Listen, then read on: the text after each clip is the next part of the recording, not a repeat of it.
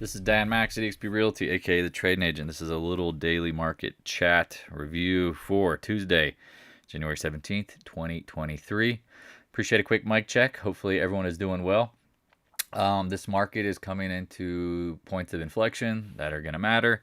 The price action starting to matter. A lot of things are starting to look like we might be near a near-term top. I don't necessarily know if that is the next smack down, but we shall see. Mic check. Can you hear me? Can you hear me? So, says nada. Mic check. No mic. Let me make sure. It looks good on my end. Yeah, and at this point, I think what you'll see is choppiness. Okay, audio is good. Choppiness through OPEX, potentially topping with a drop. Remember, I warned people, you do not want to be up into earnings. You've got some big players coming out earnings-wise this week. Obviously, you have Microsoft, you got Tesla, you got some of the other big dogs, industrials, Halliburton, J&J, a lot of stuff. So, anyway, knowing such, as we've talked about, the market is, sentiment has gotten pretty greedy near term. Everybody's bullish, especially some of like gold, Bitcoin, a lot of what I would consider like the last stuff to float up. Some of these even tech companies floating up today, watching Tesla, Roblox, some of these names that we expected to pop. So this is going to be a free open chat. I mean, I'll go through some things that I'm looking at, but feel free to ask questions. If you're not a part of the Discord room, you really want to be a part of it, hit me up on the Twitter. A lot of people asking questions. If you're asking, yes, I would never sell puts against the versus the SOX Sol, because this thing could get absolutely smoked. Hit me up on Twitter, hit me with the messages, always dropping what we're doing, so follow, like, subscribe, whatever, all that stuff. My man Solomon here and dropping bombs. If you're newer to trading in general, I would recommend the Back to Basics series. Get through this. I know there's a lot of videos, but think about your intentions when it comes to trading. You're going up against billion-dollar, multi-million-dollar quants, institutions, hedge funds that have endless resources, and you just think you're going to somehow jump into the market with a parachute and win. No, it just doesn't work like that. So be thoughtful, do some learning, and yeah, let's get in. I noticed that YouTube doesn't automatically start live stream when waiting. You're waiting. You have to reload the page. Yeah, it's because I haven't started the stream. If you see it's because it hasn't started, it's because I'm doing a few things to get the stream ready. Like I create the opening of the stream, and then I start recording it or streaming it. So it's one of those things that helps get people into the here before it starts. You see everything but no sound. Yeah, I feel like everyone says audio is good, so that might be on your end, my friend. Let's just get into it. This is a market. Let's go look at the SPY. Yeah, not surprised over the 200-day. Here it is, the 0.618, 400. I mean, is it a one touch? Tough to know. I got bullets ready to fire at the market. So we'll see. Again, I personally struggle with it ripping off higher right now. I mean, I don't know if you guys saw the Empire State manufacturing data, but wow, holy bazingas. Talk about a dump. Now, again, we've talked about bear markets or traders market, and so as soon as the sentiment gets really bullish, you typically need to start looking the other way. Now, keep in mind, seasonally, earnings is bullish, but starting off up into earnings, that's where I think this week, maybe the debt ceiling, I don't know if it's into next week, you will get a 3 to 5% pullback. I mean, at worst, maybe 388. We talked about like the bottom of this box, 390 area. Would not be surprised. 387, I mean, I guess. But is this the actual like top? Tough to know. We talk about choppy formations. I mean, is this some sort of like complex head and shoulders? I don't know. I mean, you can rationalize anything. Either way, just trade it. Just the more you're up, less you own kind of thing. And if you've got positions that you're looking for the long term, I don't know if I really could recommend anything long. I mean, I got some of the biggest folks following saying Tesla's going to 200 this year, which, again, I don't know if it's not yes or no, but I don't think it's getting to 200 before it gets to 100. That would be if I had to guess. That seems logical to me. So people love to mistake my words when I say it's not going to 200. I mean, it's not going to 200 on this pop. That's how I'm referencing it. And so watching the market today, a little indecision. I mean, could the debt ceiling stuff get fixed in the market rally? Absolutely. So that's where you gotta, that's where you gotta be thoughtful. We don't know. So at that point, if you were taking shorts, please give yourself time. Do not give yourself 3 days. Does that make sense? So nice to see Dan call is still, yeah, yep. So it's just reading the Discord room. If you got questions, I can see the beginner room. QQQ. Let's talk about some of the things that are lagging too, because again, QQQ coming into resistance over the 100-day. Don't really care. We talk about the trash floating last. IWM. I want to see the IWM start lagging. Now people would say, well, it's making a new high. Yes. No one's doubting that. You got to watch this area up here.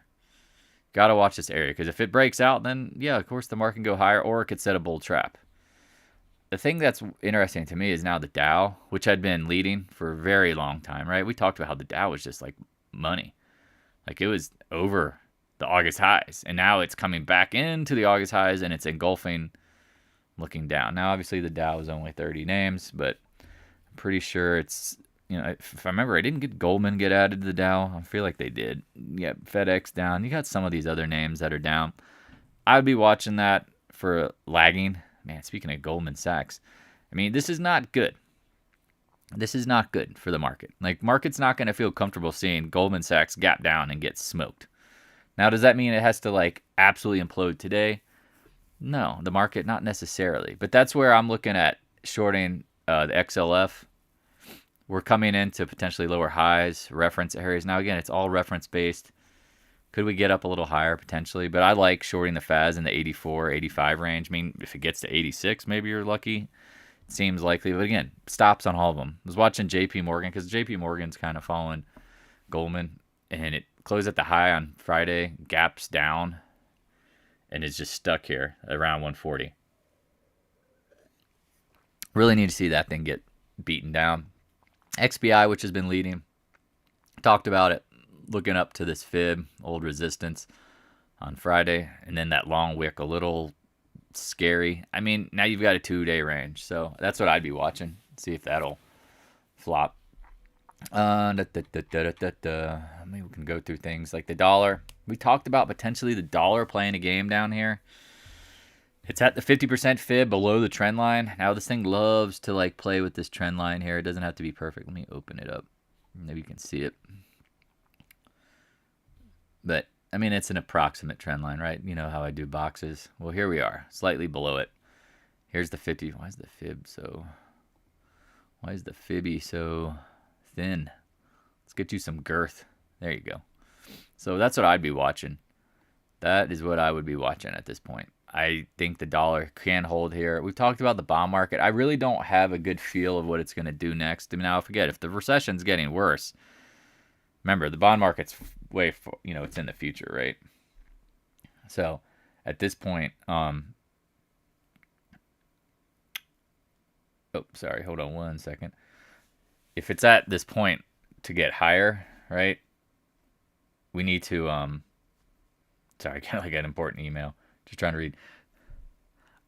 The market could dump if it goes higher, right? Or sorry, the market could dump and the TLT rise. I apologize, getting distracted by an email. Got a deal under contract, which is pretty sweet. So, and yeah, at this point, I think you have to have in your mind a few things, though.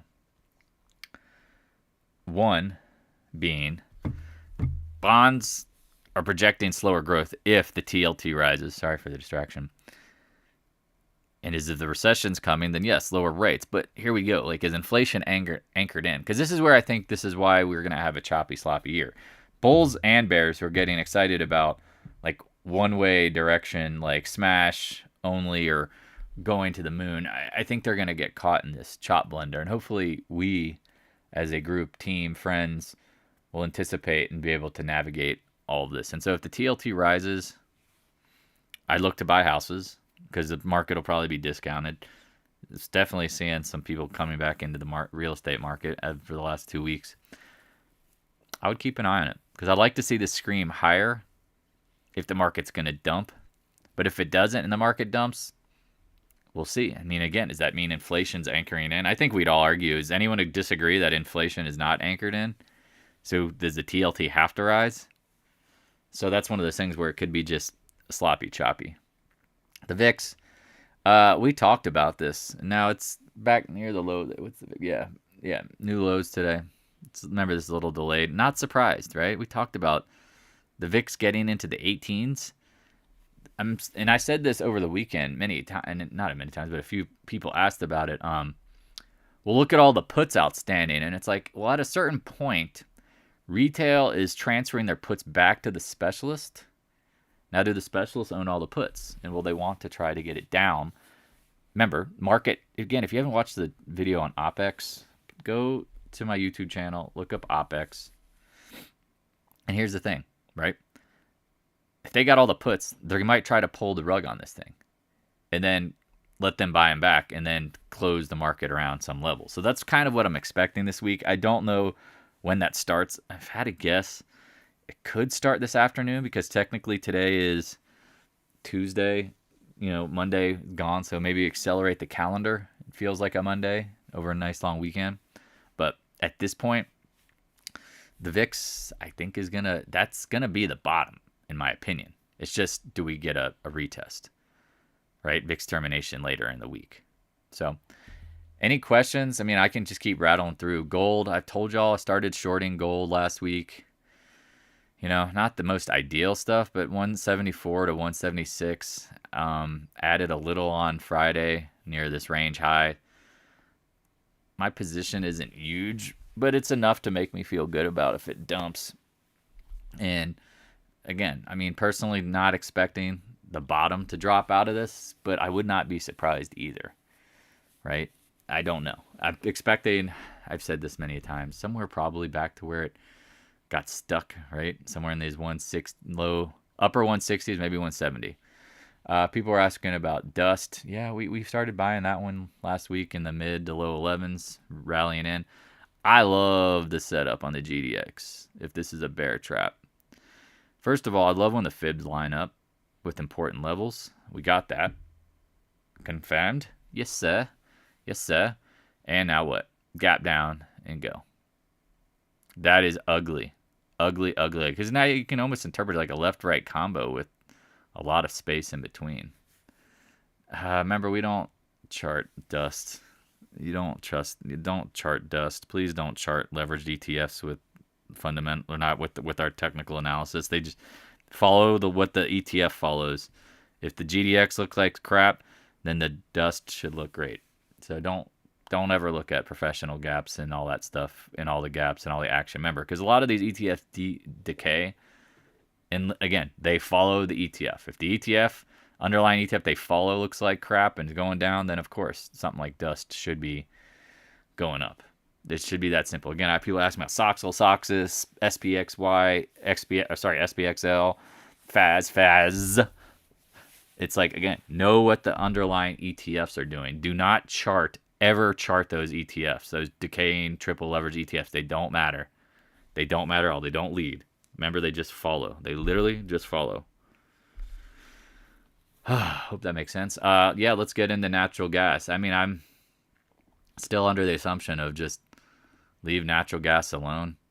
I don't know why anyone would want to buy it. If the market looks tenuous, could it rally? Yeah, I guess you're betting on Russia crap. But at this point, I think there's better trades out there than buying natural gas. Now, a lot of people want to trade it. Go right ahead. I personally don't want to get stuck in natural gas pain purgatory because it could go nowhere. It absolutely could go nowhere, and that's something I don't want to be involved in. I want to trade the things that I think are going to move, ideally, right? Now, they might not move great. Who knows? I mean, but in my humblest opinion, this is what scares me about natural gas, right? It could just play this game where you get stuck. just get stuck. Now people say, oh, look at the volume. Yeah, I get it. I get it. Something's going on here, but I don't know if I trust it. Oil talked about popping up here. I saw it today getting up into the 80 range, and it's like, is this going to be a little like another little double top? Because I've always said, ultimately, I really want to see oil in the mid 60s. And keep in mind, the stupid SPR has to be refilled. Do they want to pay 80 for it? I don't think so. Don't think so, Tim. They want to pay at least the mid 60s. So if we got down there, cool. And if you traded it, I'd be looking to take some off and just, trade around your core. And if you want to take your profits, you can. I mean, it's one of those things. I don't know anything for sure. I'm just trying to give you the best odds here. I still think if the market pulls back, oil, gold, all this stuff that people have tried to like hide in probably gets sold. Now, again, the reasons matter. If it's Russia related, well, then maybe not. We all agree. We all agree, right? That's my thinking. I mean, if Russia's involved, then maybe natural gas, oil, gold do something differently. That's why I have some market shorts, and I have like a little bit of everything, honestly. Will China market continue up? Probably not. I mean, have you looked at the China market? I mean, it's been on absolute fire. Bitcoin, just keep an eye here. This level around 21,000s is important. I was just going to talk about, because people are asking me about it. And I'm like, I know we broke the downtrend, but watch what happens there. I mean, look at the Chinese ETF. Right? FXI. I mean, their market is up huge. Now, again, we talked about the market rising because China would reopen. But the data yesterday showed China population is finally contracting. I don't know. Is that a top for China? Maybe. Whatever. I don't know. But look at today's action, though. That's a gap down. Remember, lots of gaps in these ETFs that trade, countries that trade during hours were not open. So I'd watch this, because this could be the start of a gap down. And in my opinion, we talked about this gapping up being exhaustive. That's not, because again, everyone knew China was going to reopen. It's not like, again, you had to live under a rock, been Rip Van Winkle, or just been an absolute idiot not to expect China to reopen. So let me sip some coffee real quick. And so now people buying China reopening, where the hell have you been? I mean, we talked about why we thought the market, why it would pop, why it would rise. I mean, it's so funny how so many people are so behind. Again, they're trading off of the news, but they don't look at the charts. And again, when something does the opposite of what the news thinks, or if you can anticipate, like we try to do, very far in the future what the headlines are going to be, you can see this stuff coming. It's not rocket science. It's like, why were the material names holding up, right? Go look at like Wynn Resort, right? They've got a huge Macau exposure, right? I mean, we talk about when it's making new highs, like the market ain't bearish when names like this are leading, right? For at least for China stuff. But now you're getting back into some resistance zones. So, I mean, the keep it simple, stupid method. Have some cash. Be prepared. Trade around your positions. I think the short setup is better than the long setup, in my opinion, at this point. If you're holding long, then I think you're putting yourself in a position to get backdrafted. Now, I'm not saying we can't make a higher high later. Maybe we could retest this. But you need some consolidation and pullback. And that debt limit battle, we don't know how deep that's going to be. I mean, that could just be a headline. Now, and I said it at the beginning of the video, I'm going to say it another time. I don't like to see the market up into earnings. I don't, because it typically gets sold. And if anything is an example of that, pull up your friend Goldman Sachs. Supposedly the smartest guys on the planet. That is not what you want to see. Because now you saw, last week, JP Morgan, hey, how awesome. And they were like, we shouldn't have said a hurricane was coming, but we think there's going to be a recession. Is that the potential distribution top? I don't know. I mean, you hit the 618. There's a lot of things lining up for a short near term. I don't know how deep this will be. It is OPEX, but where are the market makers? I mean, are they in a position to take more money from people being long? Potentially. So again, I mean, please do not chart leverage ETFs ever, ever, ever, ever. Don't ever, ever do it. Trust me, it's a waste of time. A waste of absolute time. They don't matter. So, any questions, thoughts? NTR still look good. Am I holding? I'm not holding any of those positions. I don't trust. And no, I don't trust these. I mean, here you go. Here's CF. It's a 20-day coming off the lows. Again, I have this sneaky desire to see this back at the 80s. Mosaic. Again, here it comes. Long wick over the 50-day. That could be an outside reversal, novice gap, top near term. Again, I mean, if you think the market's going higher, hold these. If you think you're bearish, then you probably shouldn't be holding these things, okay? That doesn't make sense. Like, you know, I don't want to fight my own intuitions here. If I think the market is fluffy, overbought, this trash is floating to the top, even tech's rallying, then what? No, I don't want to. Again, I'm not going to hold Mosaic and CF as some sort. Again, I was for a little bit, but then I started realizing, I'm like, that doesn't really make sense. Now, again, could they fly and pop like Roblox pop today? You know, absolutely. But there becomes the sort of this, you know, mindset of, all right, well, if you think the market's going to pull back, well, then look for the things. I think financials. I think you can short the SPY. I think certain semis. I think you can get in the gold market. I think for solar at some point, you know, it's got 17 upgrades today after 17 upgrades last Friday and then 17 upgrades every day last week. I mean, how many times does it have to like play this game of getting upgraded? I don't know. People are saying I'm waiting for 190, and then I could see that, but I also don't, you know, again, stocks that are wider and looser, you got to trade around them, like or layer in very slowly. Don't go all in, right? Because the last time it did this, it pulled back 15 points, right? All right, well, now you've just risen 50 points. You do the math. That's a solid more like 40%. All right, let's see what happens. Silver, same as gold or better investment? I don't know what that question means. Silver is what investment? Long-term, short-term, shorting, buying, physical, paper. I mean, there's a lot of different variables with that question. If you want me to answer it, I can need a little more details. Taiwan semi. Here, look at this thing. Added a little bit of this up into the target, upside target zone, in my opinion. Maybe it could go to 92. I don't know. I don't know. AA, it's been a monster. Again, just let it roll. Hitting the backside of like our old little channels. Could it get up to 57? Absolutely. It's always there. It's always lingering. Nucor, this thing went freaking bonkers. And it's back up into resistance. I don't like, if you were a bull, you cannot like today's candle because that could be an outside reversal. Silver stock as opposed to gold stocks. Oh, a better investment? None of them are a good investment when the markets and metals go down. Miners get absolutely throttled. There's a reason why I don't think anybody pays attention. I mean, here you go. Look at the Silge monthly. You want to look at freaking comedy? I mean, I don't know. Is that a good investment? I guess when metals are going higher, right? Like, look at the GDX monthly, right? Oh, but gold's back at the highs in the 2000. Well, again, the miners aren't. That doesn't necessarily scream value. It tells you these companies aren't run well. I always think people are it's just, I don't know. Miners again, that's why I hate most miners. People just don't understand. They just don't understand. All right, what's the market doing? It's just kind of chopping around. Any thoughts, questions, concerns?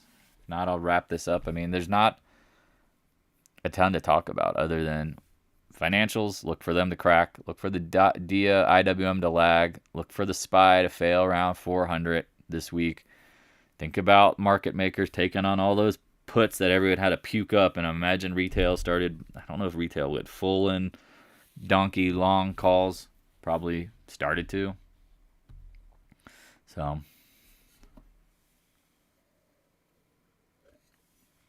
would I short China, Yang? I mean, you saw the FXI.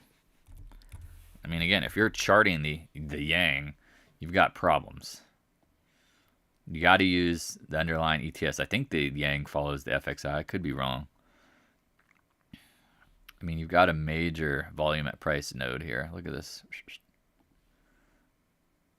Is it gonna? I mean, there's gonna be a lot of liquidity wrapped up. Remember, this thing went from 20 to 32. I mean, do you want to short China? I mean, again, pick and choose your battles. I mean, it makes sense. Yin Yang, all those suckers. I think they followed FXI.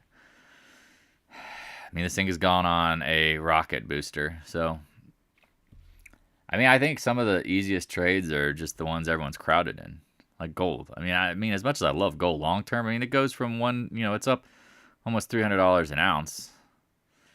350 from top bottom, maybe, if I remember, future wise, whatever.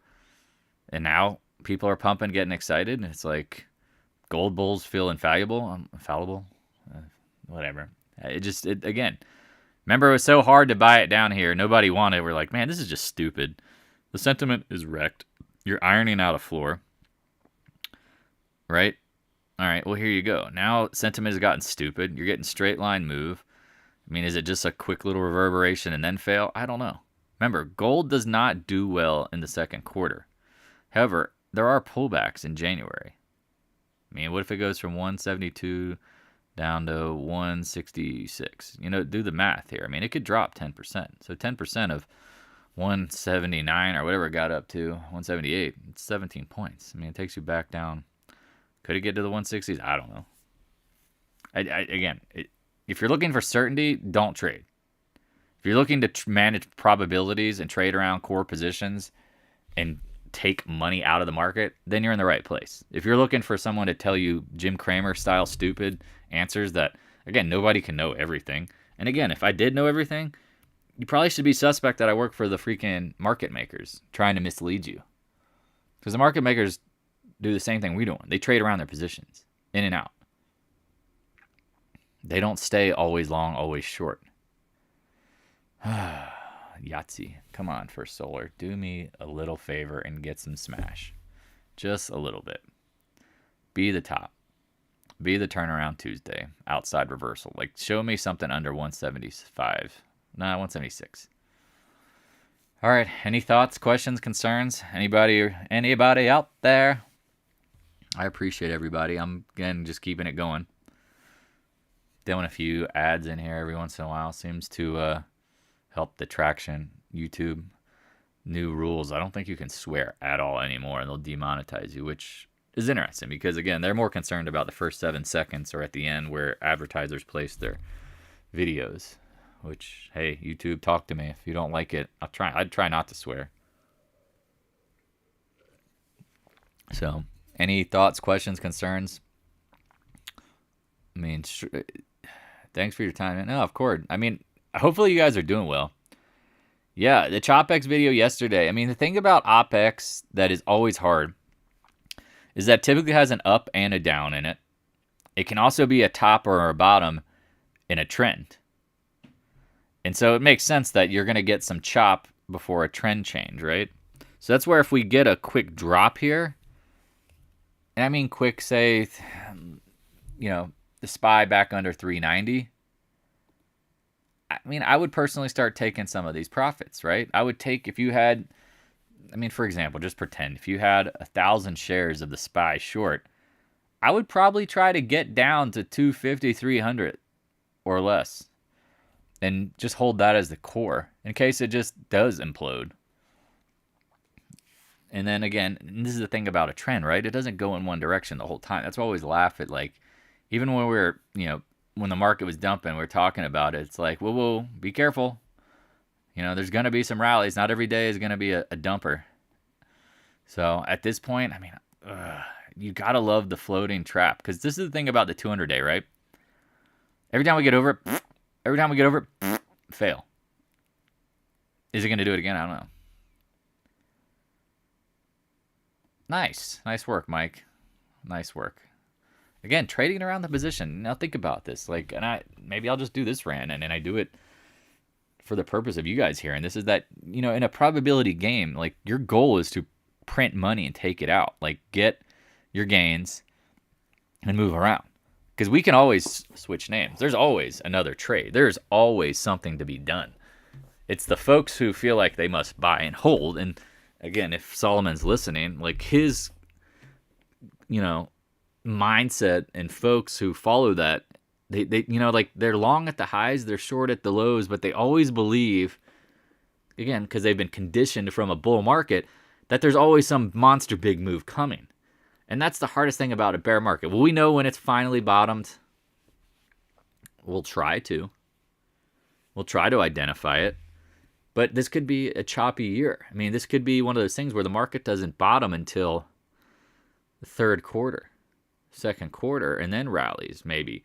And then it rallies into the end of the year, and then 2024 could be crappy. I mean, we just don't know.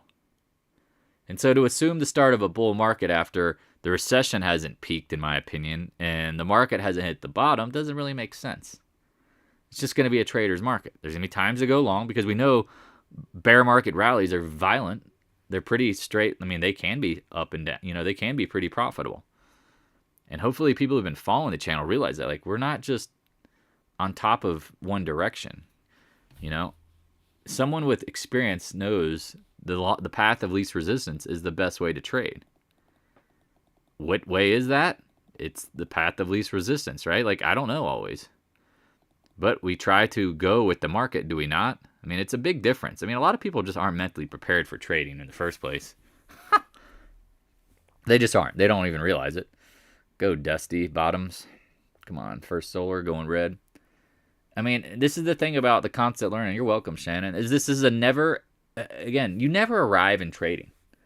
I've told you this all the time. You're only as good as your last damn trade. And the haters will always tell you when you're wrong, but they'll never praise you when you're right.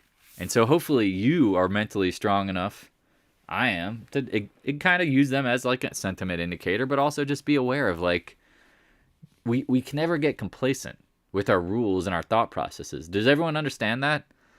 Like, you just become a different person when you learn to trade. And like, again, different person with trading. You're not going to be this like nonchalant gambler. Like, you're going to be very targeted, very thoughtful. You're going to have rules. You're going to have processes. You're going to have stops. And you're going to trade around your positions. And you're going to hope one day, which we will at some point, when the market's a little easier, there'll be some nicer straight line moves. I mean, there'll be some monster moves that we'll take advantage of. And we've taken advantage of some nice names, 15, 20, 25% moves on some names. It just has been few and far between because, again, it's a trader's market. Now, again, if you want to be a more aggressive trading trash, I get it. I mean, the trash has the ability to float. What they say, some turds float, some sink. Some of them float better than others. And so, again, if you want to play in that realm, go gold. Get it. Get it, girl. Sorry. I don't know why that just spurned out of my esophagus. No, I mean, it's just because I like this. Like, let me pull up the hourly for you guys and gals. I posted this. We talked about how from the bottom, now you're here. Love, love, love, love. We got to go back all the way to October. There you go. Love how the fibbies. Look at the fibbies. They go right on your lines. They go into important spots. You got to love it. I absolutely love drawing the completed Fibonacci sequence, and it lines up with support, resistance, potentially VAP zones. Because I'm telling you right now, the algorithms love it too. They're drawing the chart for you. Now, I wish we could always predict it with like exact high targets, right? But you don't really know until it's completed, and you start just moving that line up with it. And you start to get a better feel, and you start to get this mindset of, all right, we're getting close. We're getting close. But sometimes is there a long wick that blows out? Maybe. Could have gold blown out to 183 or something crazy. You never know. You absolutely never know. And so I like this action. I mean, again, this 20 period in the hourly has been important. We're finally getting below it. We'll see. Next one becomes the hundo. That one seems to be pretty importante. So any thoughts, questions, concerns? Again, if you want to talk about anything, you want to make a joke, you want to say how crappy I am, I really don't care. Again, you have to become just like that. Like, the market throws punches, you just ignore them. Your best way of navigating the market is to try to stay in a what I would call a mode of indifference. Oh, look at that. Oil blows out over the previous highs. Remember USO. Comes back down. XOP gets up into the 140s. Hopefully people were taking profits. Let me redo some of these fibs on this. I haven't. I mean, again, I just took profits I mean, I think a lot of you guys have been following this. No, we haven't been in from there. My bad. A lot of y'all got down in here in the like upper mid 120s. Stellar. Check out the daily real quick. Talked about taking profits here. Now it goes a little higher, the 100-day. All right. I mean, that happens. I mean, it's so funny when people expect perfection. And if Mischief Joyous is playing, he's always like, that last eighth is very expensive. That last penny for the last, yep. And that's what Livermore talked about. Right? You don't know. Like, imagine if you had long SPY and you're like, well, I'm waiting for the Fibonacci at 444, and you didn't get it, or the trend line. That could get expensive. I don't know. Any other thoughts or questions? Can PBR really be paying a 69 dividend? Because that's what I'm seeing. I don't trust PBR. I don't trade them. I hate that stock. That thing was a total nightmare in the 2000s. So I don't trust it. I don't trust the Brazilian government either. So good. Your question is hard to answer. Again, ask questions that are, I think, more related to charts. I can help you when it comes to like the fundamentals of PBR. Petro Brasilia, don't freaking know, man. I don't know. If it just seems risky, probably not. If the dividend rate is 69%, it's probably not gonna be sustainable. Hey, Kristen. Yeah, I've been watching Morgan Stanley. What's the FAS at? Still at 84 XLF. Is this a blow off top? Man. I mean, I guess you can. Let's just play with some drawings. I haven't. Again, because the first day after earnings can be a little tough to short. I just liked the FAS because I saw what was going on with Goldman, Schlacks, and JP Morgan. Maybe it needs the 99er. Yeah, the first day after earnings on a gap up. I mean, again, if you wanted to short it, you'd have to just give yourself time. Each individual name's going to do its own little dirty deed. But, I mean, between you and I mean, how much higher can it really go, right? I mean, you're coming into major overhead resistance. Let me look at the monthly real quick. I'm trying to, like, think about. Yeah, I mean, it's holding up better than some of these other names. The thing is, the IV might be a little jacked, so if you want to do anything, I would just sell calls the first day, and then if you wanted to buy puts when you thought it was like confirmation. Market chopping, Q's flat, IWM down, DIA down, 380. Again, Goldman, excuse me, got issues. Yeah. All right. Any other thoughts, questions, concerns? I know a lot of people they struggle with choppiness, or they struggle with their plans, and they struggle with executing. I mean, again, I'm not perfect. I only tell people, like, man, First Solar got in. Some of it spanked me. My stock stuff got stopped out, but my options that I got, not so great. 175s. I'm hoping they pay out. We'll see. I mean, if I get anything back to close, I'll probably dump those. But you just got to have in your mind what your max loss is. And that's where people always like, well, tell me where to get out. And it's like, well, no, you have to figure that out. You don't want to rely on anybody to tell you anything. Because what happens is then people rationalize my mistakes as their mistakes. Or imagine if it's a reverse role. Like, I'm asking you, when should I get out? Well, what if my risk parameters are different than yours? And I have less than you. I mean, again, it all depends. I mean, everything is very personal. I mean, I love trying to help people and give them the best insights I can, but there's not an easy answer. All you can do is really trust your instincts that you build from your own experience. Like, that's the key here. It's not copying me. It's not copying anybody else. It's like, again, I've talked about this many times, is that your personality determines your trading capacities and how you take on risk and how you mitigate risk. And I mean, some people put like 20-cent stops in, and I'm like, well, on stocks that move like dollars. And it's like, well, that doesn't really make sense. Like someone put a 20-cent stop on First Solar and they went in short 500 shares. And I'm like, that's probably a little too tight. You probably should have done 100 here with a dollar or two and then have your stop out or add your next 100 if that's what you wanted to do if it went a little higher. I mean, again, there's I don't know. There's not really one actually perfect way because every setup is slightly different, right? We talk about this over and over, right? Like every setup is slightly different. So I wish, for the love of God, I had omnipotent power to tell you what's going to happen. I'm just trying to use my experience of repeating patterns into action. Come on, First Solar. Yeah, man, somebody was saying 190 day. I said, I'm just hoping for an outside reversal. I've talked about the dollar, and I think the dollar is setting up for a bounce. Jobs a fish, the Fisher Adam. Talked about, so there's like a big trend line here on the UUP that we've hovered around at the range lows. We're also at a 50% retracement fib and at that trend line and a 3-day range. So do I expect the dollar to bounce?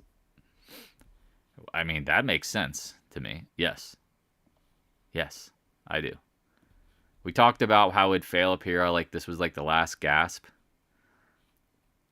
because it'd already been on a monster run. No, it's all good. It's because it's a good question. It relates to why the market, I think, probably could peel back, right? If the dollar pops. Holding down here. Just needs to get over the 20-day and sustain. So it's a good question because it's relevant to the market. I mean, it is very important because right now you've got an underlying market that has been very excited about dollar weakness and commodities running and China reopening. And I mean, everybody and their mom has been buying materials. And again, if you have not watched the Back to Basics, Who Wins the Tech War from November 2021, we told you commodities were going to be the better leaders, better names. You're welcome. Nobody, man, it was so crazy trying to explain to like, you don't want to own tech in inflationary bear markets. You don't. They're going to get absolutely slapped. And then they also go nowhere for a while during inflation. Because remember, tech hates inflation. Because they're by nature deflationary, right? Like tech is always trying to drive down the price. Well, what if the input costs are going up? They're screwed. Dollar bounce of commodities equities reverse a bit. I mean, that's kind of what I'm anticipating. Yeah. It's just today, tomorrow. What day? I don't know. And also, too, if we get the debt ceiling comes through and they figure it out quicker, then maybe the market has some sort of like pop and flop. That's my guess. That would make sense to me, honestly. That would make sense to me, a pop and flop at worst. So, any other thoughts, questions, concerns? Might just wrap this up. Doesn't really, we're at lunchtime. Not surprised the market's just getting a little yawny. Nice short in the SPXL up in the mid 70s. The FAS between 85 and 84. Taiwan Semi, God, I can't believe it got over 89, almost 90. Gold, liking it. GDX, dust, liking it. First Solar, liking it. Liking a lot. I agree with the chop, pop, and flop. Yeah, I mean, I think honestly, based on what we're seeing today, you're probably going to see the pop, chop, flop, then pop. Because remember, think about this and put this in the back of your brain always. Like the government, Congress, like they're not doing crap until what? Maybe there's a little fear in the market, right? They get a few phone calls from their constituency. Hey, the market's dumping. They're blaming you guys. So that's my guess. So if you get an opening dump tomorrow, I would take some gains. I think the debt ceiling has to be pushed back by at least Thursday. And again, that might be the issue that plays out for the next. Now we talk about choppy action for the next couple of weeks. What if it's just a never-ending, they kick the can down the road, and they've done this before, where they'll give it 2 weeks, and then another 2 weeks, and then another 2 weeks, and then eventually they come up with something, right, that they all agree on. I've been involved in that one, too. That's always a fun play. SoFi looks good. Oh God, no, hell no. Those penny stocks and SoFi, no. Why do people love these pieces of shiitake mushrooms? Like they're absolutely garbage. I mean, this is the problem with a stock like this. And again, maybe it's bottom. Again, you want to trade, and this is what I talk about. You want to trade aggressively trash, go right ahead. That's cool. That is cool. But this stock has overhead resistance all the way up. Anytime this thing pops, people are going to be looking to unload. So it's absolute trash in the sense of other than trading it. So if you want to trade it, yeah, that's cool. I mean, but people, I get a lot of questions about buying it for the long run. I still remember people buying like, oh, I bought it at 5 and 6, and then it went back down to like 4. Now again, this is the thing. Again, any Livermore readers familiar? Just because the stock is low doesn't mean it can't go lower. Just because the stock goes low doesn't mean it can't go lower. That's the problem here. I don't know. What's the SoFi market cap? Let's take it. I'm just curious to know what this thing is valued at these days. Because this thing was such a hit at one point when it IPO'd from 10 up to 27 or whatever. And everyone's like, oh, it's going to go to 100. It's like, okay, well, whatever. Maybe it does. Earnings, negative earnings, negative return on equity, negative profit margins, blah, blah, blah. All terrible. What is this thing? Yeah, their earnings continue to be negative. Again, why would anyone pay a premium for earnings negativity growth? What's the damn market cap on this thing? It's not showing it today on this website. That's weird. Let's look up SoFi. Again, no one's paying a premium for negative earnings. If you don't have growth, again, it's just trash. It's just trash. Market cap of $5 billion. Yeah. And what's their revenue? What's their revenue a quarter? Just curious. Just curious. Yeah, everyone has this as rated as a buy. Of course they do. Revenue. Okay, so they try to bring in $1 billion, but they're just going through a cash burn. I don't know, man. I'd leave it alone. Great call on Roblox. Did you cover that shot? The short on solar? Yeah, I talked about it popping. And just being thoughtful, knowing that it's not going to be easy. And here's the thing why people like nat gas and oil, I'm like, did oil just pop off and flop? I mean, again, I hate using the USO, but for our hours, you kind of have to. I'd be watching this action because essentially oil is trying to get over 80. Nat gas, UNG, dead. We'll see. And again, if the dollar rises, I think there's a part of this where it's everyone's looking for safety, but they don't realize there is no safety at some point. And thank you for calling the Roblox today. Again, I took my profit at 33. Was it 34? I can't remember. It was up in this area. And if it gapped up, cool. I mean, people who kept some, cool. I would probably look to take more off. The LA Rams Chargers Stadium is SoFi Stadium. Pretty sure they're going to lose that naming rights. I hate penny stocks. Y'all don't understand. You can get burned in penny stocks. If you want to go small, go right ahead. But if you actually are looking to invest real money in buying stocks, those things are absolute turds. And you don't buy them. You don't buy cheap little shit stocks and hope to get rich because typically they're pump and dumps. If you know what a pump and dump is, watch The Wolf of Wall Street. I mean, that's literally what they are. And who says SoFi has to go anywhere? Right? Tesla. I'm just going to go through a few names if there's no one got any questions.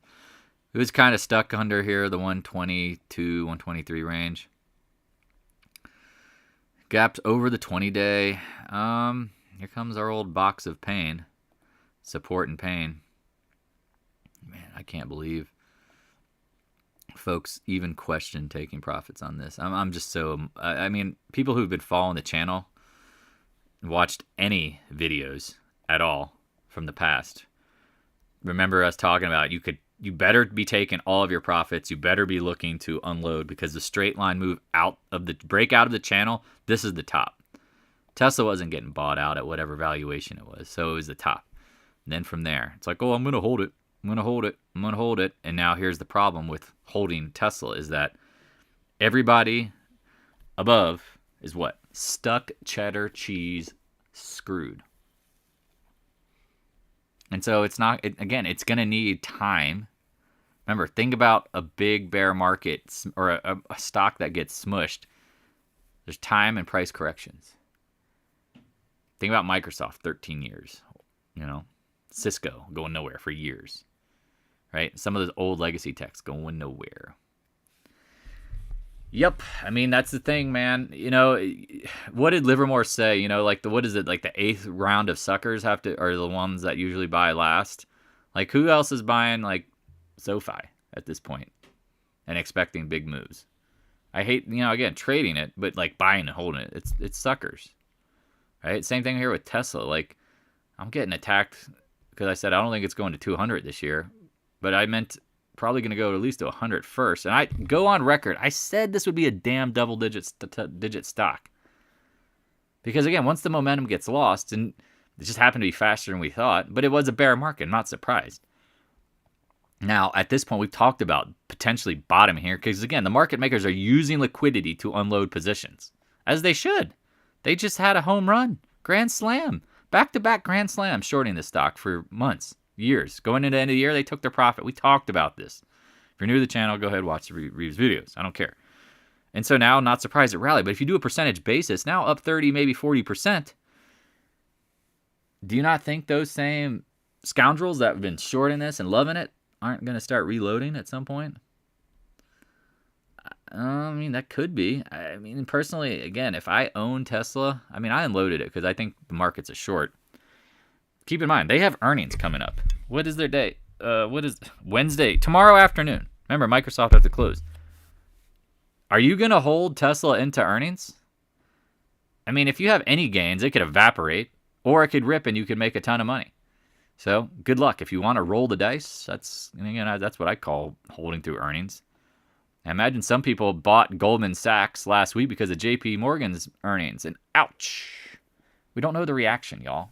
We don't know. I mean, I used to have literally connections to the numbers of companies, and I'd be like, oh, I'm pretty comfortable calculating out their financials and what their quarter is going to be like based on the numbers that I was given. And then the market and the stock would do something totally different. It didn't matter. So remember, Tesla, after the close tomorrow, do you really want to? Now, it could rally into that. Maybe that's the best thing going for it. Because of shorts who have absolutely had tremendous profits. But I mean, if I had to guess the upside from here, we've talked about this. It's probably going to be this like 157 to 160. You're right.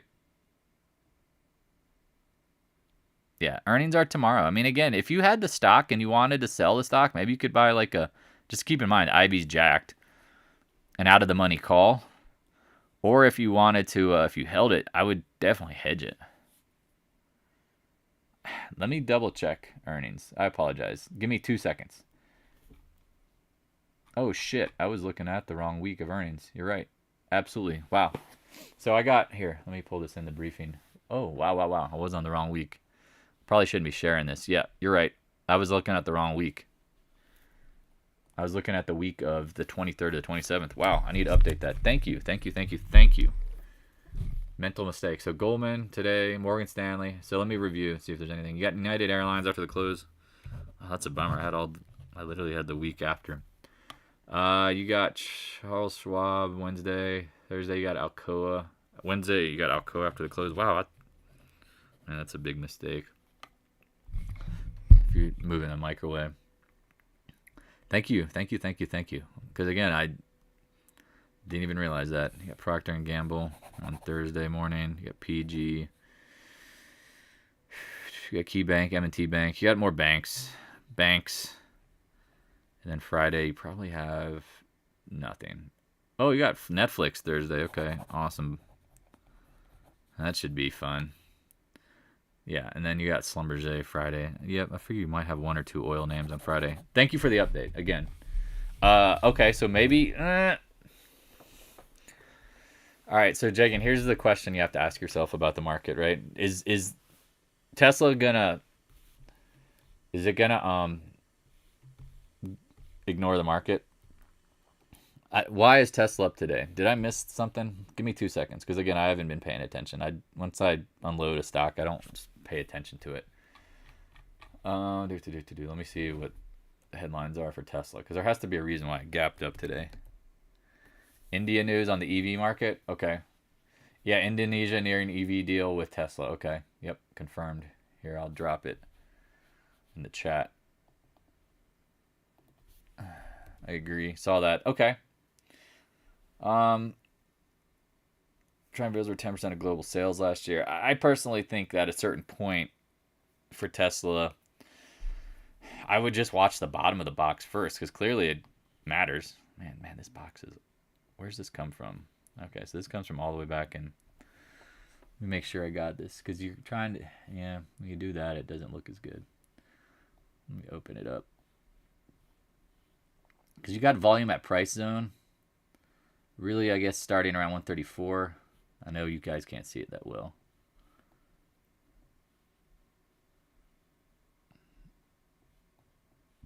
Yeah, I mean, there's a congestion zone here.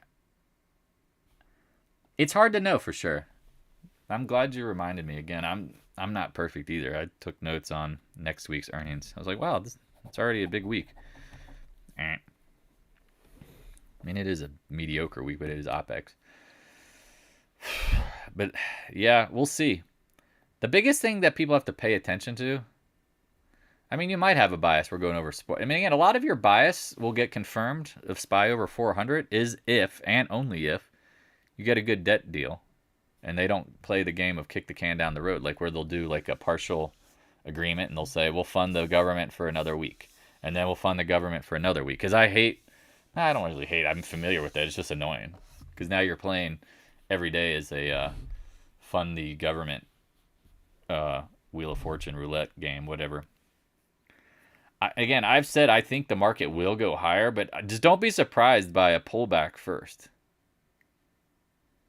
Yeah, exactly. How many times have you been? I mean, again, I agree with you. I personally think we'll see a 390 handle at some point this week because it is OPEX. And I think the market makers absorbed all of the puts that retail has been buying for endlessly for weeks. I mean, think about the smartest guys that troll us that think that this was the end of the world that we told would probably resolve higher. Well, those folks unloaded all their puts. Oh, gold looking good. Looking good. Dollar wakey wakey. Come on. Come on.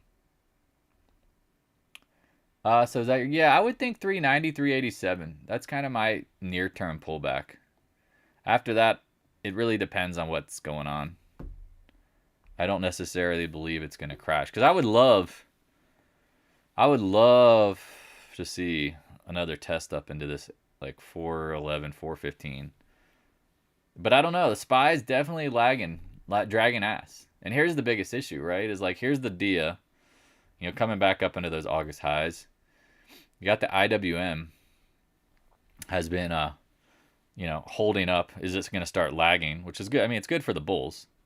But you're coming into some resistance zones. But like the Qs, trash. Absolute trash. Like, I don't know what's going to lift the Qs. And so the Qs being such a... And now remember, this is the difference between the 2000s. People don't realize, like, after the dot-com bubble, like, the allocations out of tech is what honestly keeps tech in purgatory. Is that money that was all in these ETFs and, like, all these tech funds, now they all become commodity funds, or the fund flows move to the commodity funds. I mean, some companies will actually start doing it, too. They'll start really pushing commodity funds. But it's a never-ending money rotational game, and people don't really understand that. And like money doesn't get destroyed, it just rotates, like spin it. And so that's where I think at some point you will get the commodities straight line ripper. I just don't know if that means, does that mean Tesla is going to 200? I don't know. I would think it means Alcoa is going to 100. It's going to mean certain steel names. It's going to mean certain like lithium names are going to fly.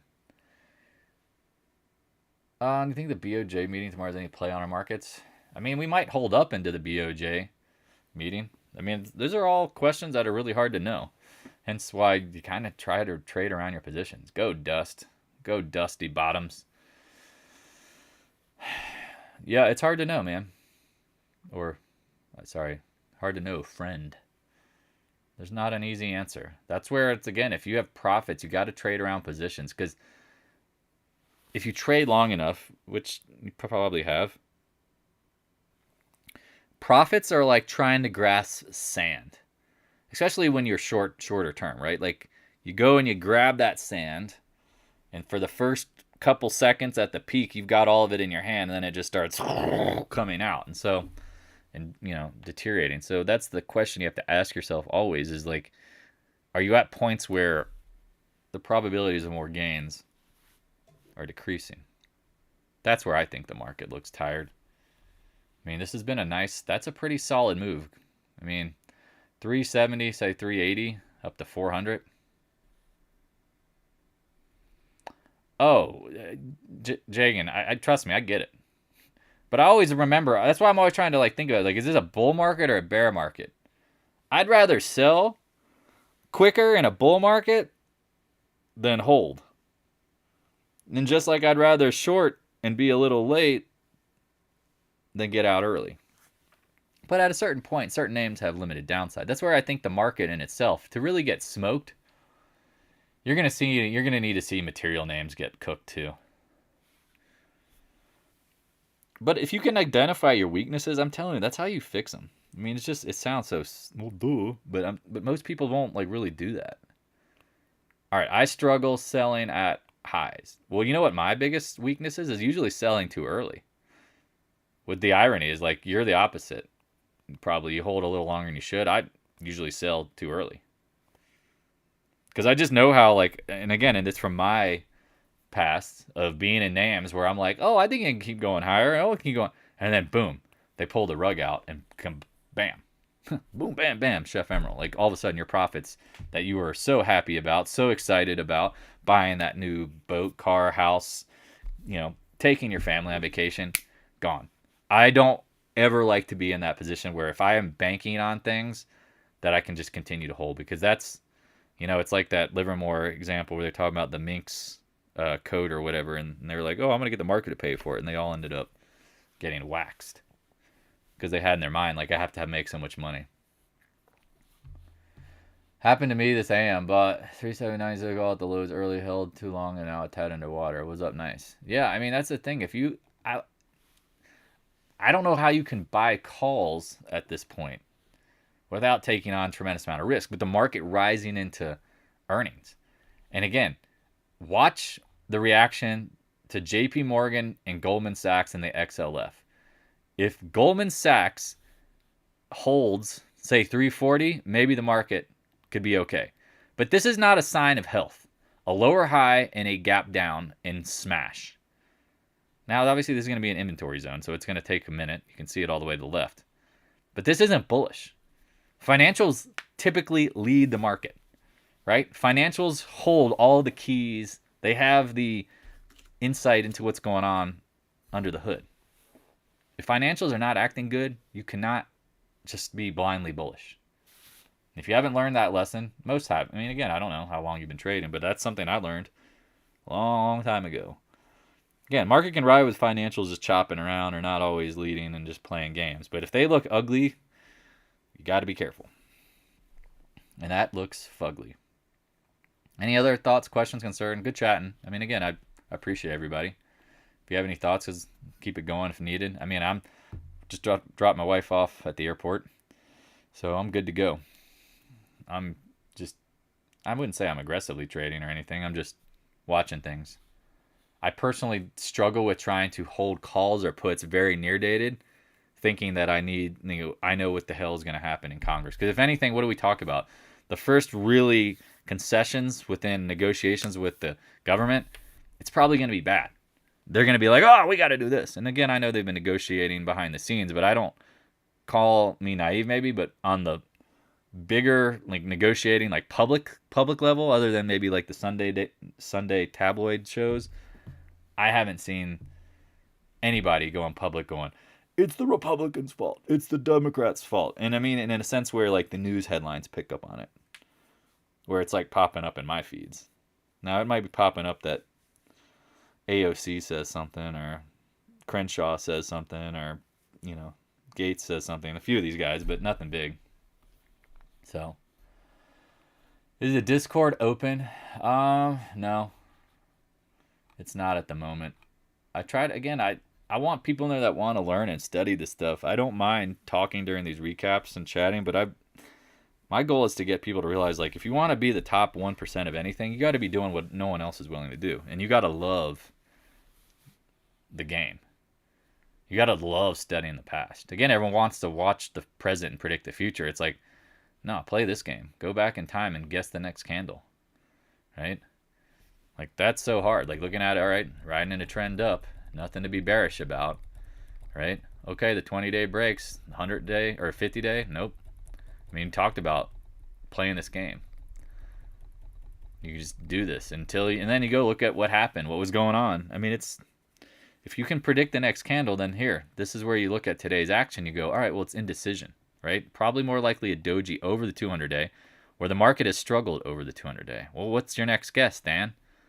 At worst, it's a gap up and flop, or it's going to turn over down in front of the that move. Semis, tech is trash. I mean, to me, it's like the dead floating last. Right here, you're coming into this resistance. I've always said worst case scenario up here to this fib, maybe the old trend line. And people say higher lows, head and shoulders, bottom. I get that. I just don't. Again, the margins on semiconductors are about to continue to get squeezed, in my opinion. It's a good question, Zach. I talked about TSM earlier. I think they're going to continue to get squeezed because, again, everyone was buying Bitcoin. All these things that generate digital currency stuff. TSM, this is the zone. I'm watching like this 89 area. Everybody's anticipating a rally in semis, and they don't realize is that once they die, they die. Here's 2000. And it took you a whopping 14 years, whatever this is. Yeah, 15 years to get back to even. If it's dead, it's dead. I mean, that's what it is. The semis are dead. They're dead. This is the start of a down move. I know. Oh, I'm at TSM. My bad. Oh, that's shit. Even that showed it. Oops, excuse my language. Semiconductors. Do you like DG? Here you go. Yeah, it took you, man, it took 18 years to get back to even. It's dead, it's dead. It's dead, it's dead. Do I like DG? Is that Dirt Dog or whatever that thing is? Oh, no, Dollar General. I was thinking, do I like DG? I mean, it doesn't really have a history of trading through a recession. I mean, if I own DG, I'm not holding it here. I mean, the dollar store, everything's going to be the $5 store at some point, right? With inflation, potentially. This one's hard. I mean, if I'm looking at the monthly, I'm not super excited about it. But I look at the daily, I go, man, this looks like a chop top.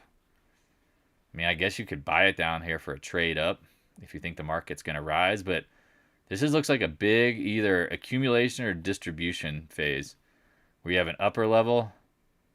I guess technically here's, I mean, man, this is a big one. Here's the distribution area or accumulation. So, damn, and it gapped down, dead cat bounced. I mean, making new lows, but then rallying. Yeah. I mean, again, well, the best recession play is to wait for the recession.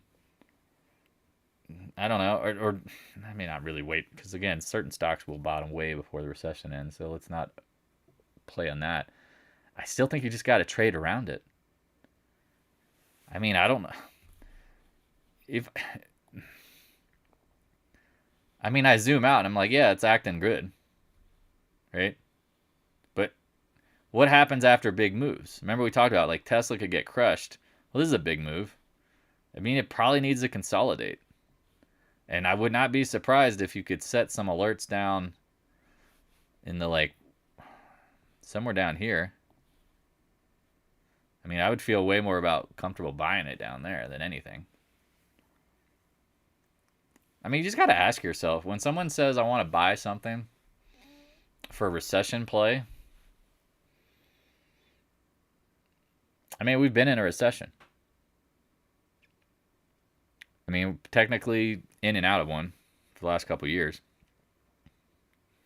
pick and choose your battles well. I mean, there's no really easy answer. That's why I always struggle with like, wanting to like be able to tell someone with a definitive answer. I don't know.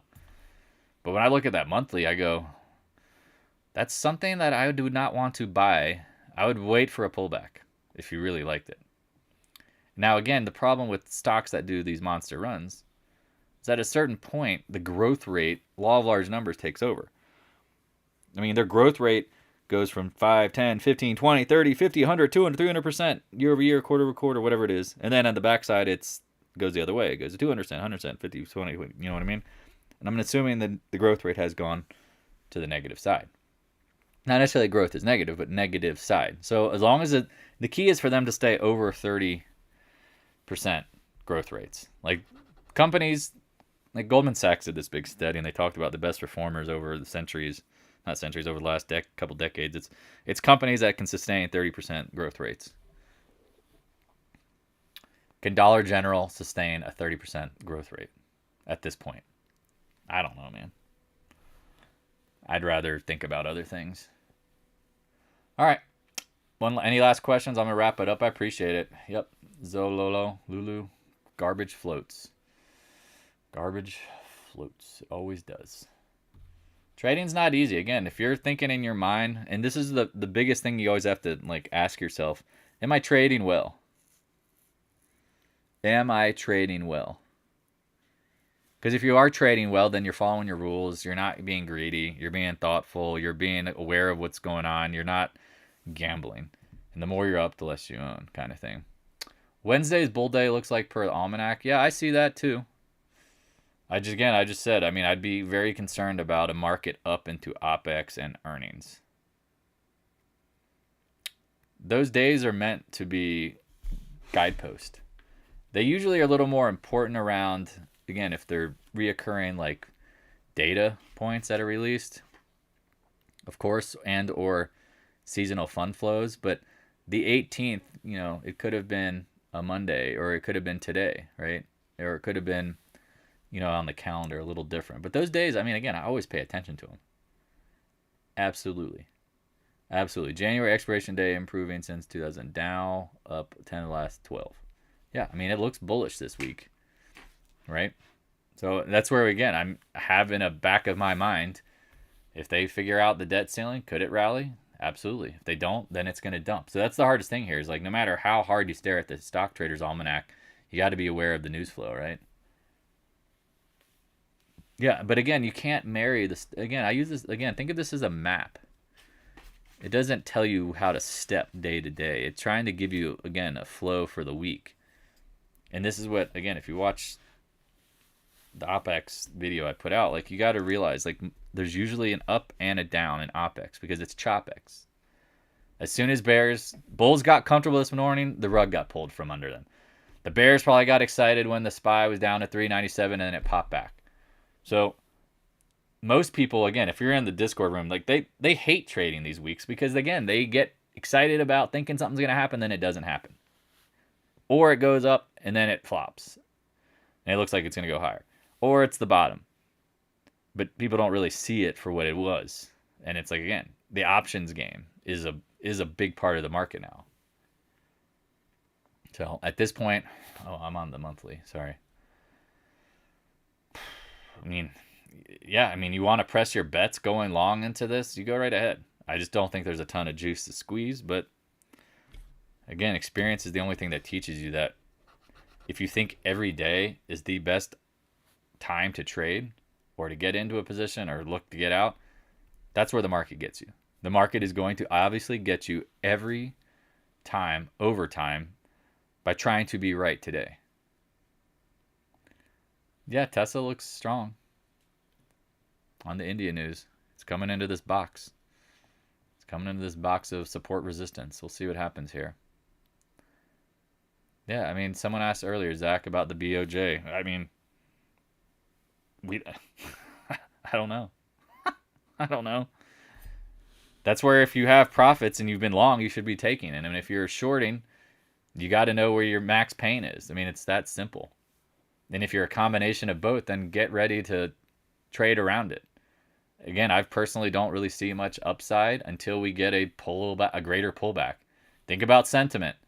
Over the weekend, everybody's absolutely bullish. Everyone's absolutely convinced the worst is behind us because the market keeps rising and the recession fears grow. Remember, the market climbs the wall of worry. But also be aware the market loves to draw people in before it dumps. PPI is on Wednesday as well. You got retail sales, PPI, industrial production, capacity utilization, NAHB, housing, and business inventories. Again, I mean, if you're just trying to, and this is the biggest warning, I'll end it on this. Day trading is not lucrative in the sense of the mental capital that is taxed. You miss the bigger moves, and you're always trying to course correct and think about what's coming next over the course of minutes or hours. That is going to struggle. That's going to get people to screw up. And that's what they're anticipating you're going to do. Me, everybody, hypothetical you, is to get you to overtrade to miss the bigger move. That's what they want people to do. Every day they want them to try to calculate what's going to happen the next hour, which in the reality of things, maybe the market pop this morning was a pure trap and every pop after that is a flop. But bulls are looking at it every support and going, well, maybe we can come back to higher. Maybe we can come back to higher. It just, I don't know. Again, I'd rather see, again, the distribution and the action. Like, again, I don't like seeing a market that thinks it's going to rally higher with Morgan Stanley getting absolutely slammed. Or sorry, Goldman Sachs. Now, Morgan Stanley's up, but do you trust it? It's up 7%. Coming into our trend line. Wink, wink, wink, wink, wink, wink. Potentially resistance. Now, again, could it get to a big round number, hundo? Maybe. Just keep that in mind. I mean, seeing some of the materials names weaken, I don't know what to tell you. If you're looking for certainty, again, you probably shouldn't be trading except at the extremes and waiting and layering in. Because, again, if you shorted aggressively Thursday and Friday, I mean, today's actions stopped you out. And that's what they wanted you to do. They absolutely want you to go all in all the time. They don't want you to be like probability based and layer in. They want you to feel like it's time to go now, always. And then it doesn't happen until a week, 2 days, 3 hours. I mean, I don't mean if you trade long enough, you can admit that to yourself 1,000 times over. You're more than likely going to be early. The odds of nailing the exact perfect entry into a trade is naive. Been doing this for 20 years. I'm still at like 25%, 30%. It is hard as hell. And I just don't sit here and go, well, I better be perfect or I can't be right. They're not the same. You can be early and still be right. And you can be late and still be right. Or you can figure it out and be perfect. Well, being perfect is not the high probability. I mean, I don't really know if, again, I mean, what is intraday resistance? How is there any intraday resistance? It's making higher highs. What is intraday resistance? I mean, there's no resistance. Once you clear, this is the pre-market. There's no really resistance. No, sorry, this is early morning. I mean, again, I still wouldn't even call it really resistance because the resistance was down here in the 120s. I mean, there is no resistance at this point other than zooming out on the daily and where you're coming into the box of pain or chop, as you might want to call it. Now, again, you zoom out. Let's show the VAP on here without it being too ugly. Come on, give it to me. Here you go. This area is going to be massive liquidity problem for Tesla. Absolutely a pain. Because there's tons of people who are stuck in here as well. Do you see this? Is this clear? Why this blue box matters? Volume at price. I don't know. I mean, again, if you own Tesla, your question implies that it has to rise in a straight line. Like the question implies that something has to happen now. I don't know. I mean, along the way, it can chop and flop and play around. Like today's up, pulls back. Can it pull back? Yeah, maybe. Yeah. I mean, Tesla, we'll see. I mean, again, India news, great. Keep in mind, there's been a ton of short. Like the short has worked in the stock. And so is there a squeeze? Yeah, potentially.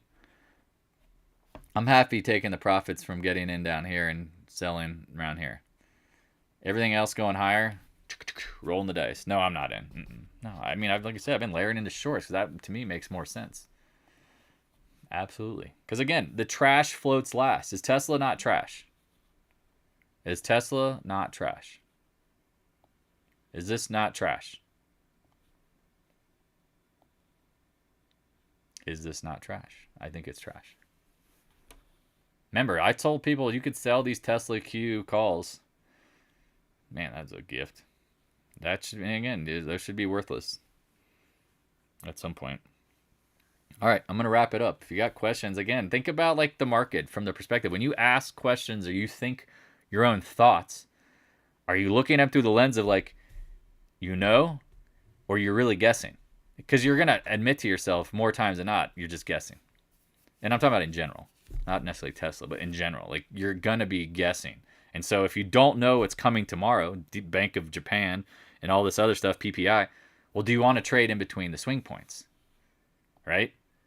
Like, at any point today, like pulling up the SPY, like at this point now, are you going to, there's nothing to do. It's a doji day. Probably going to hold the 200 day.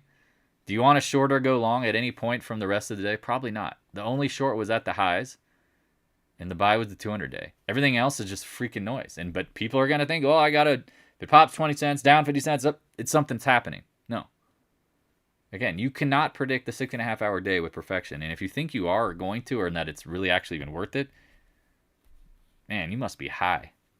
You must be really high. Because again, I know people who built their supposedly great algorithms, people who think they're amazing day traders, and all of them stress themselves out, miss out on the bigger opportunities, and last but not least, they don't have confidence in anything beyond a couple hours. They don't know how to see a bigger trade play out. So again, they're really good at scraping cookies.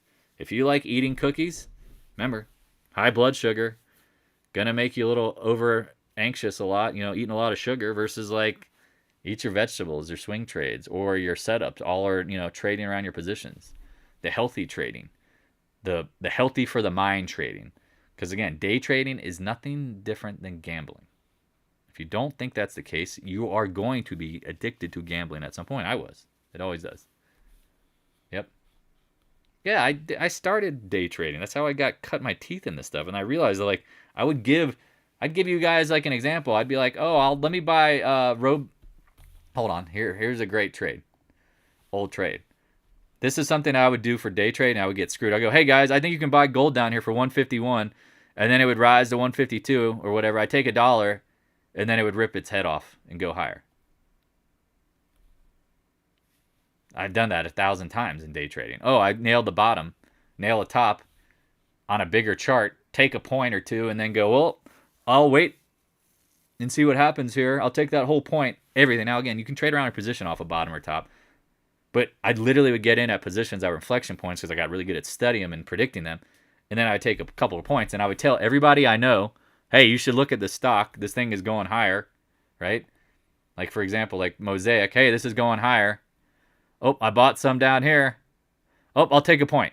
And then it goes up 6-7 points.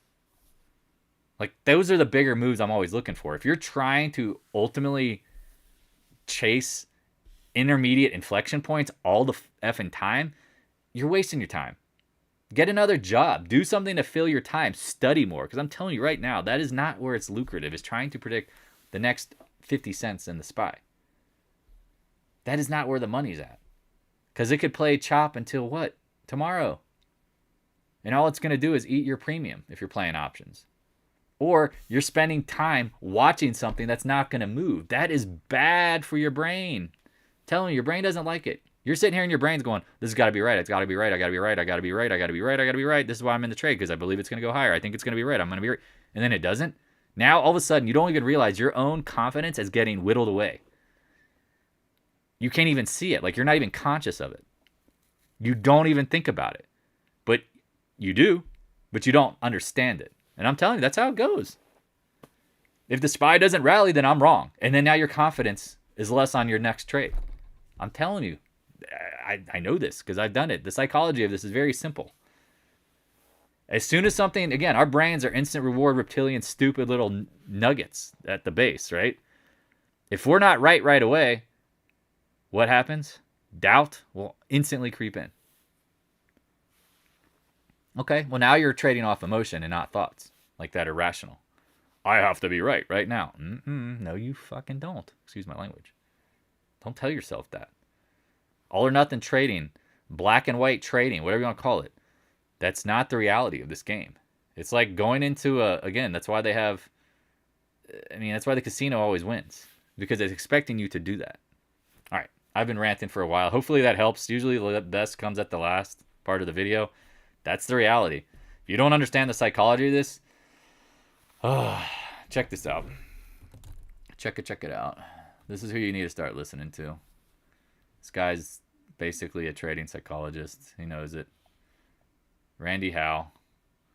I'll drop it in the link for the description. If you are not paying attention to this guy's stuff, because usually, again, it's not, trading's hard.